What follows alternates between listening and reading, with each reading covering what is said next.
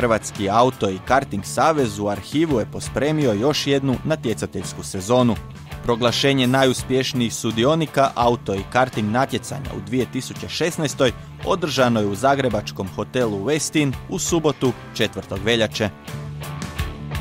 Moram priznati, već godinama uvijek se nalazimo u jednom velikom broju. Gotovo 400 gosti u ovakvim godišnjim nagradama prisutno je ovdje, tako da i pored problema gospodarstva, problema financiranja, a to su, kažem, opet osobna sredstva, ovdje ipak ljubav prema sportu je uvijek prevladala. Neosporno, jedna od najuspješnijih sezona hrvatskog automotosporta, sama činjenica 42 natjecanja, gotovo 50 bodovnih natjecanja, nešto što čini ovu sezonu i što je izdvaja kao najbolju u posljednjih 10 godina.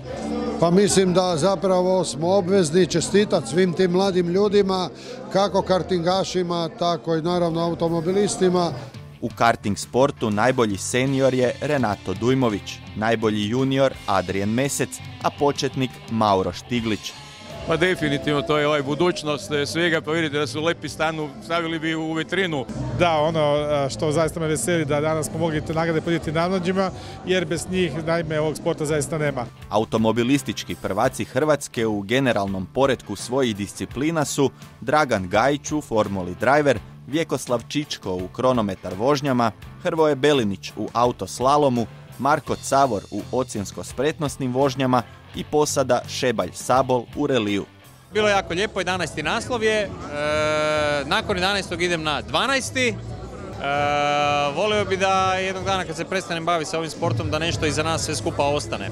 Najuspješniji vozač brdskih utrka u prošloj godini bio je Ištvan Kavec, Mađar koji vozi za Dubrovački klub, a Dubrovčani su općenito bili izuzetno dominantni i na brdskim i na kružnim stazama.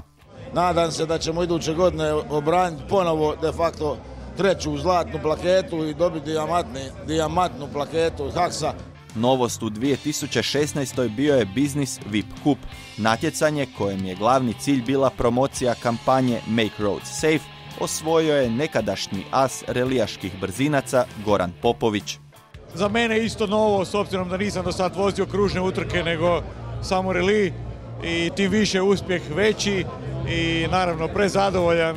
Automobilist godine za 2016. je Ištvan Kavec, najuspješniji junior njegov klubski kolega Tonči Stahor, a najuspješnija vozačica Iva Damarija iz autokluba Pula Rovinj.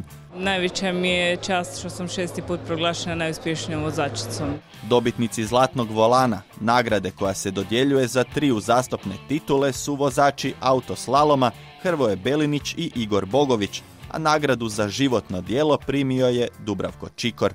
U proteklih 40 i više godina svojim nastupima, prvo kao vozač, a u zadnjih par godina kao organizator, pokazao je da njegovim žilama teče i malo krvi. Ovo ostalo je vjerojatno benzin.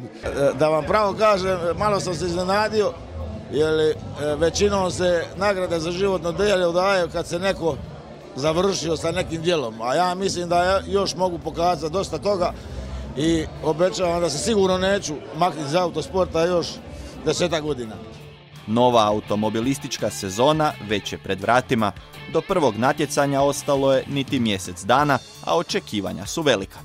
Vjerujemo da iduća godina sa opet preko 45 natjecanja u autosportu, vidimo novosti u karting sportu, bit će također jedan izazov za sve.